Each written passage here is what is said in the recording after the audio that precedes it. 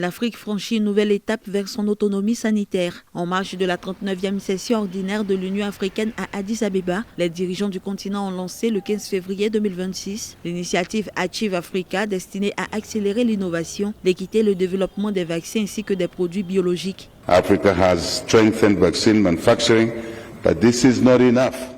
L'Afrique a renforcé sa production de vaccins, mais cela ne suffit pas. Ce que fait le Ghana ne suffit pas. Ce que fait le Rwanda ne suffit pas. Ce que font l'Égypte et l'Afrique du Sud ne suffisent pas.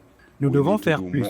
C'est impératif compte tenu des enjeux sanitaires. La souveraineté exige une capacité de bout en bout et non une solution à mi-chemin, car en fin de compte, cela signifie que le patient qui aurait dû être sauvé peut mourir si nous commençons le processus et ne le menons pas à terme.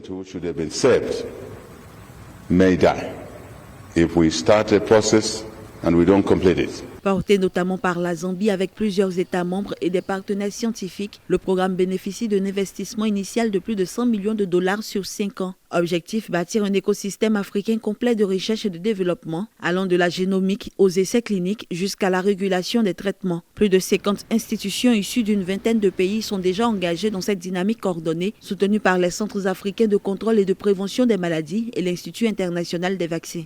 And I will touch on this issue with regard to the Africa Free Trade Area. J'ai déjà abordé cette question dans le cadre de la zone de libre-échange africaine, soulignant l'importance d'accélérer les travaux afin de soutenir le lancement que nous organisons aujourd'hui et les efforts louables qui sont déployés.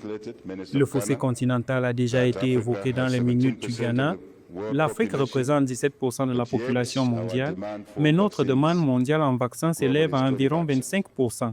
Il est important que nous réduisions ou augmentions, si je puis dire, le fossé qui existe. L'initiative prévoit également de miser sur les technologies de nouvelle génération, dont l'ARNM, pour lutter contre les maladies à forte prévalence comme le VIH ou le Mpox. Pour le président zambien Hakainde Hichilema, ce lancement doit marquer le passage de la dépendance à l'autonomie et renforcer la résilience sanitaire du continent. Notre objectif a déjà été défini pour 2040. Nous devons passer de 1% à 6%. C'est un travail colossal. Cela nécessite beaucoup de collaboration, d'ingéniosité et d'intelligence. C'est extrêmement important.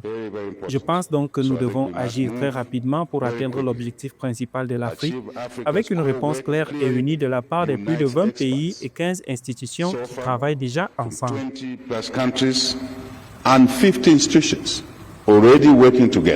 Aligné sur l'agenda 2063, Achieve Africa ambitionne de contribuer à l'objectif continental de produire localement 60% des vaccins utilisés en Afrique d'ici 2040, posant ainsi les bases d'un système de santé plus sûr, plus équitable et durable.